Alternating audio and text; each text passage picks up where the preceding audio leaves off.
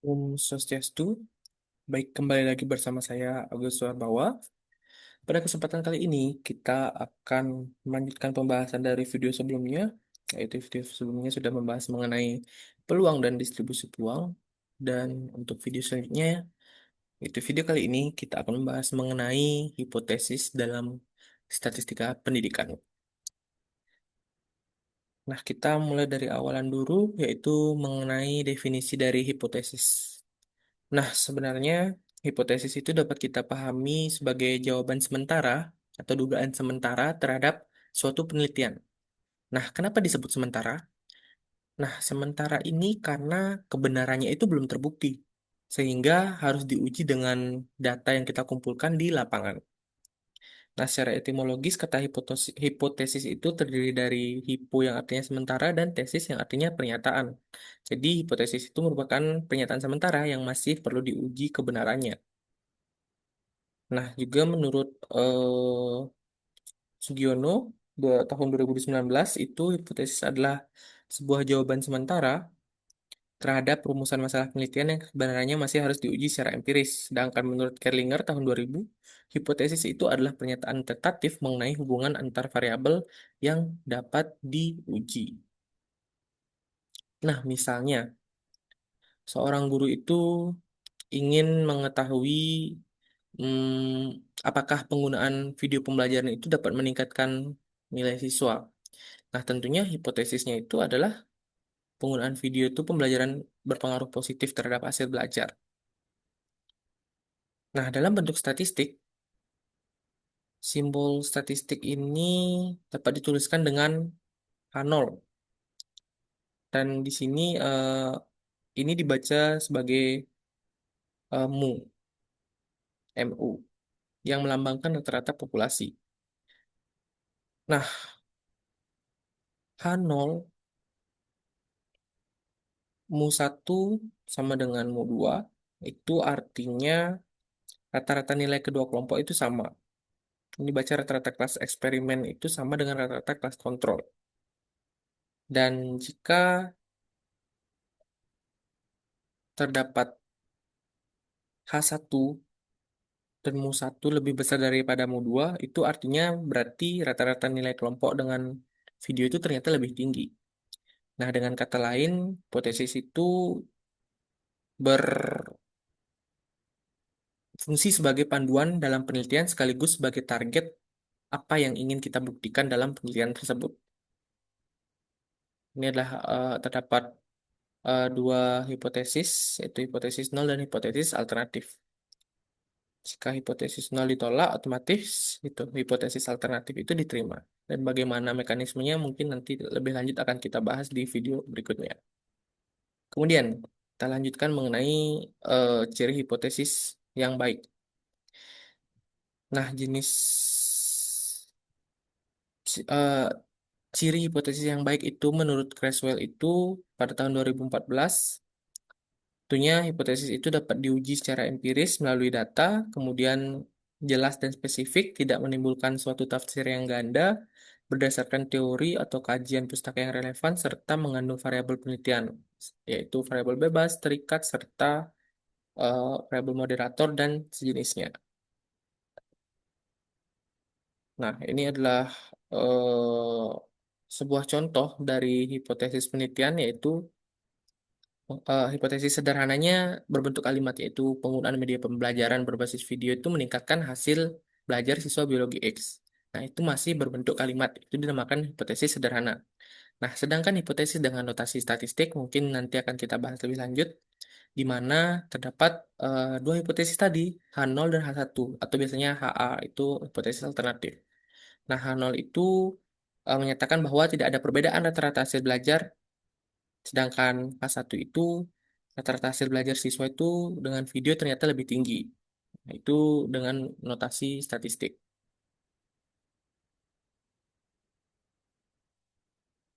Kemudian jenis hipotesis.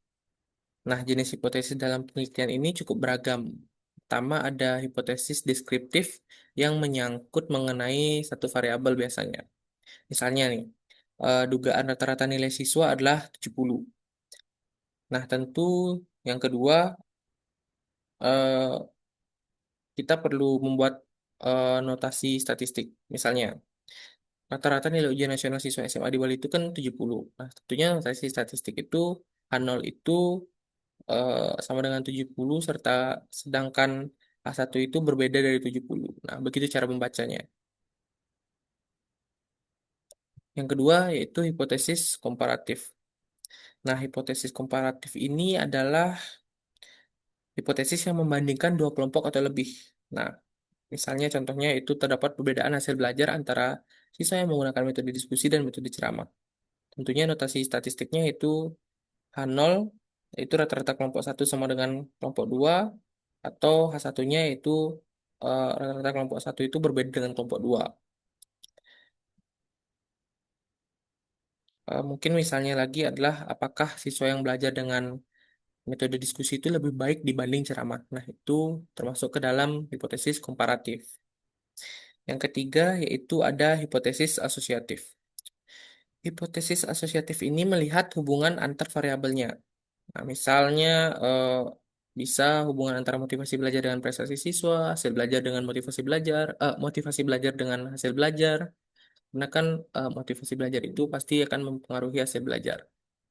Nah, di sini saya cantumkan contoh terdapat hubungan positif antara motivasi belajar dengan prestasi siswa atau hasil belajar. Nah, tentu notasi statistiknya yaitu H0 tidak ada hubungan dengan H1 yaitu ada hubungan terkait motivasi belajar dengan prestasi siswa. Itu adalah hipotesis asosiatif atau relasional, bersifat antara dua variabel atau lebih. Nah, selain itu, tadi kan hipotesis itu berdasarkan sifatnya. Nah, ada juga berdasarkan arah hubungannya. Nah, yaitu yang pertama ada hipotesis satu arah atau direksional, di mana direksional ini menggambarkan arah pengaruh atau perbedaannya. Itu dibedakan berdasarkan arahnya. Nah, misalnya jika peneliti itu menyebutkan arah perbedaan seperti misalnya lebih tinggi atau lebih rendah, itu disebut sebagai hipotesis satu arah. Contohnya bagaimana? Nah, contohnya adalah hasil belajar siswa dengan metode diskusi itu cenderung lebih tinggi dibanding metode ceramah. Nah, jika sudah menyebutkan suatu arah pengaruh atau perbedaan, itu pasti sifatnya dari jenis hipotesis itu yaitu hipotesis satu arah atau direksional.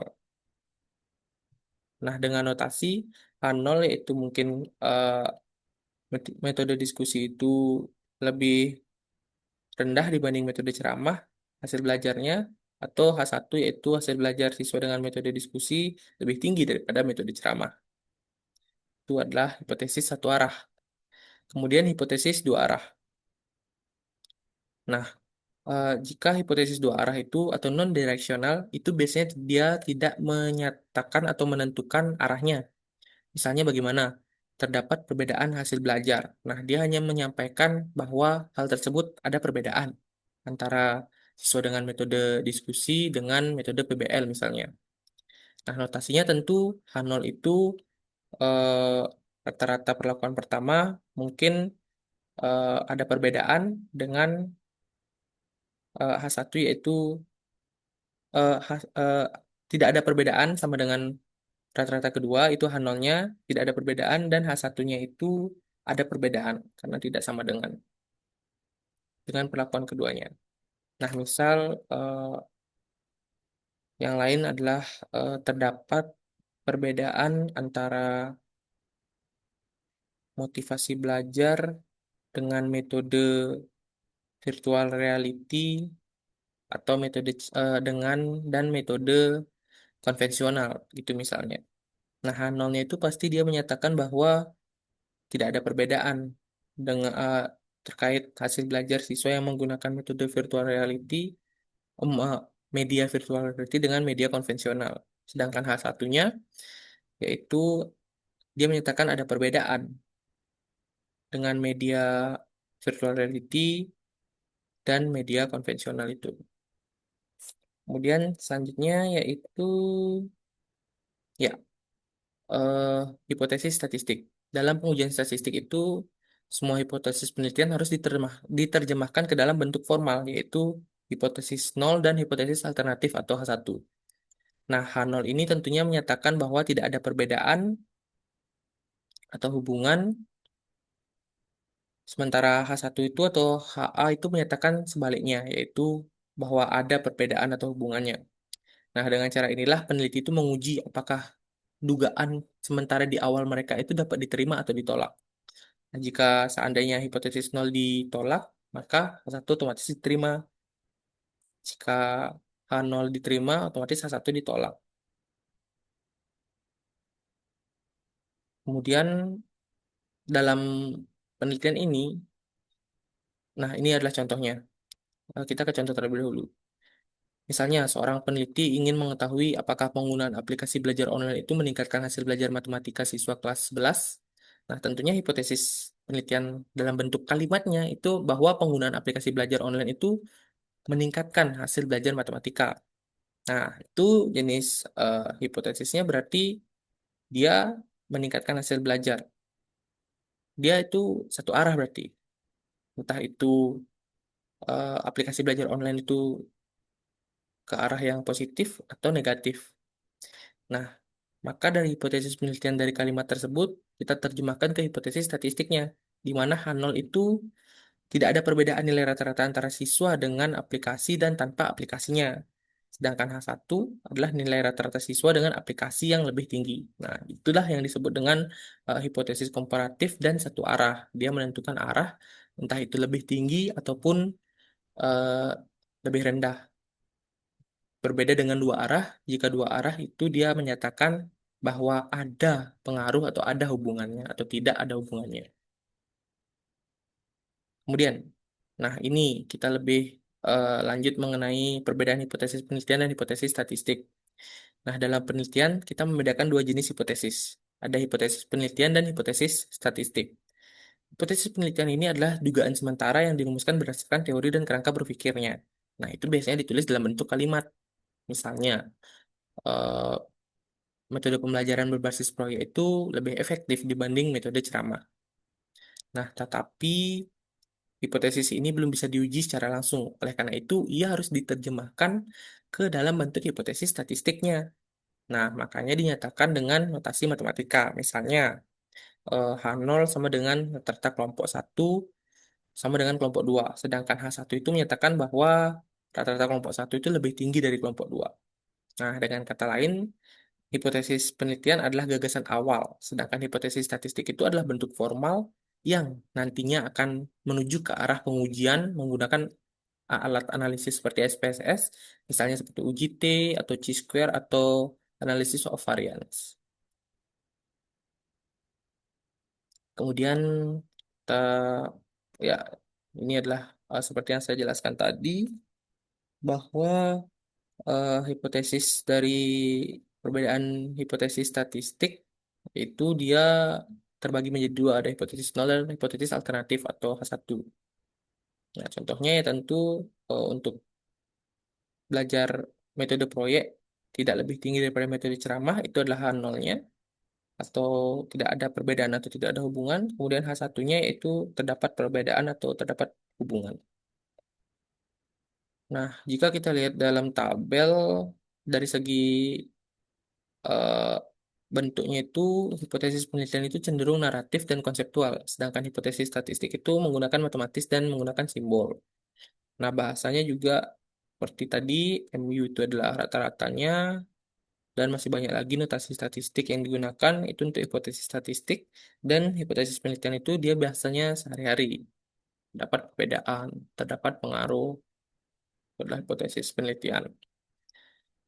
Nah, dari segi fungsi itu dia hipotesis penelitian itu bersifat menjawab dari fungsinya itu berfungsi untuk menjawab rumusan masalah, sedangkan hipotesis statistik itu itulah yang menjadi dasar dalam pengujian selanjutnya untuk uji statistik.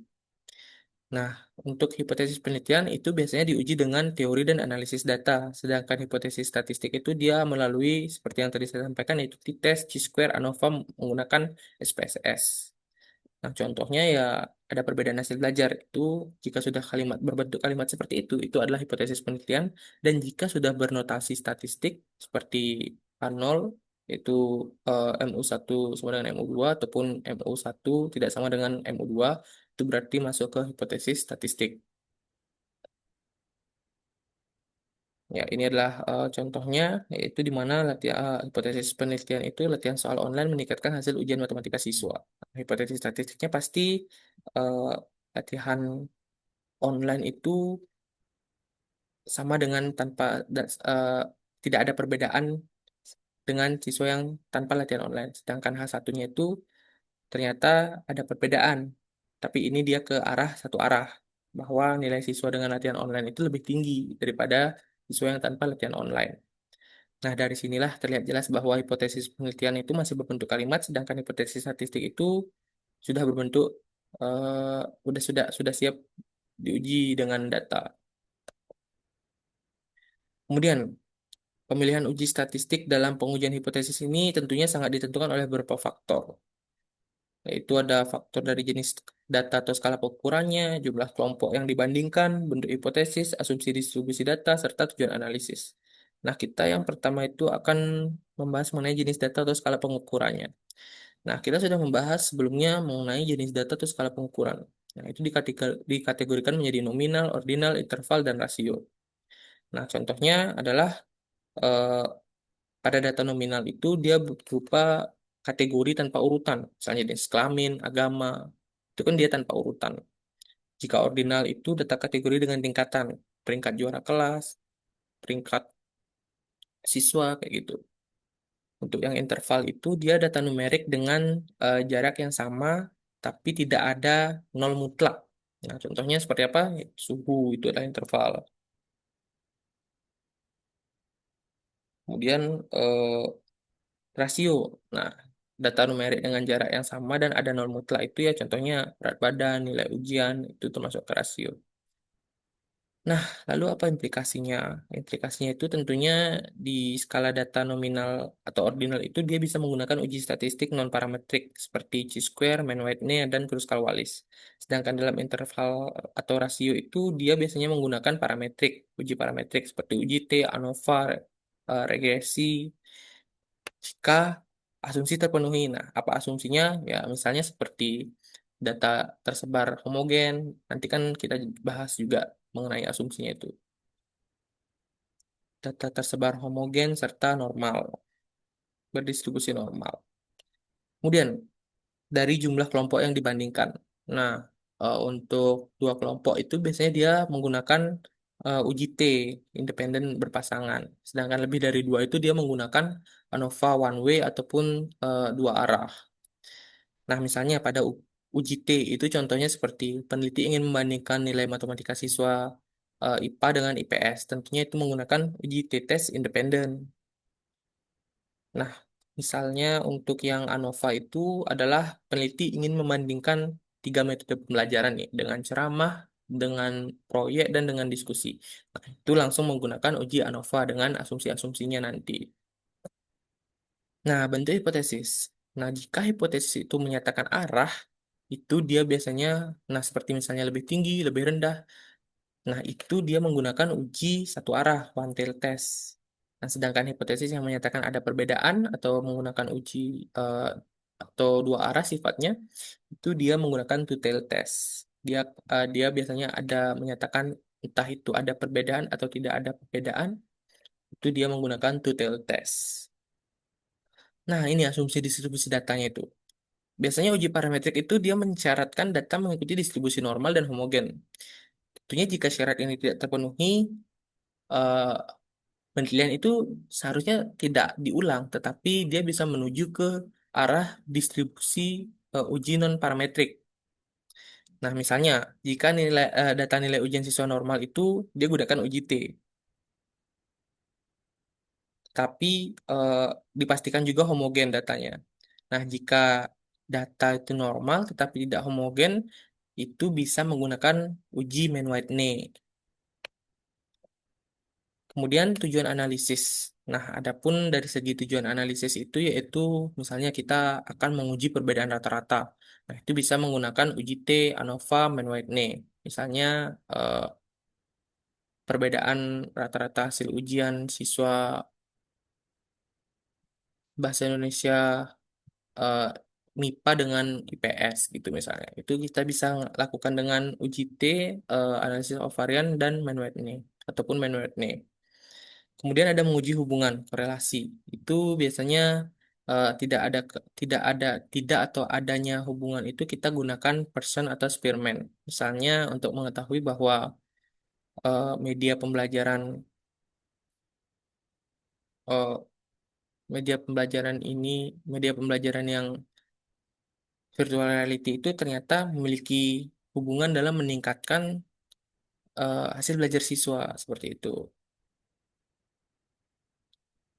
Kemudian yang ketiga yaitu menguji pengaruh. Nah, uji pengaruh itu dia biasa menggunakan regresi linear dan regresi logistik. Nah, uji pengaruh itu misalnya eh, pengaruh pembelajaran eh, misalnya PBL terhadap hasil belajar siswa. Itu dia menggunakan regresi linear. Apakah dia berregresi? Itu menggunakan regresi linear dan regresi ataupun regresi logistik. Nah, ini adalah contoh lengkapnya. Misalnya kita ambil peneliti itu ingin mengetahui apakah terdapat perbedaan motivasi belajar antara siswa yang menggunakan e-learning, blended learning, dan tatap muka. Nah, ini kan ada tiga komponen itu, tiga variabel, e-learning, blended learning, dan tatap muka. Nah, tentunya skala pengukuran yang kita lakukan adalah skala interval dengan skala Likert. Nah, ini jumlah kelompoknya kan sudah tiga kelompok. Nah, bentuk hipotesisnya apa? Bentuk hipotesisnya kita melihat itu menuju ke komparatif dua arah. Kenapa? Karena dia hanya ingin mengetahui, peneliti ingin mengetahui ada tidaknya perbedaan. Entah itu H0-nya yaitu tidak ada perbedaan, ataupun H1 jika H0 ditolak, H1 diterima yaitu ada perbedaan. Nah, asumsi distribusinya anggaplah datanya itu normal dan homogen. Nah, barulah kita menuju uji statistik ANOVA one way atau ANOVA satu arah. Tetapi jika dalam asumsi distribusi itu data tersebut tidak normal ataupun tidak homogen ataupun normal tetapi tidak homogen ataupun tidak normal tapi homogen, itu tetap menggunakan uji non parametrik yaitu uji Kruskal-Wallis. Nah, mungkin sekian yang dapat eh, saya sampaikan mengenai hipotesis dan jenis-jenisnya. Untuk yang ingin bertanya silakan mengetikkan di kolom komentar. Dan sekian untuk pemaparan tentang hipotesis dan jenis-jenisnya. Saya ucapkan terima kasih.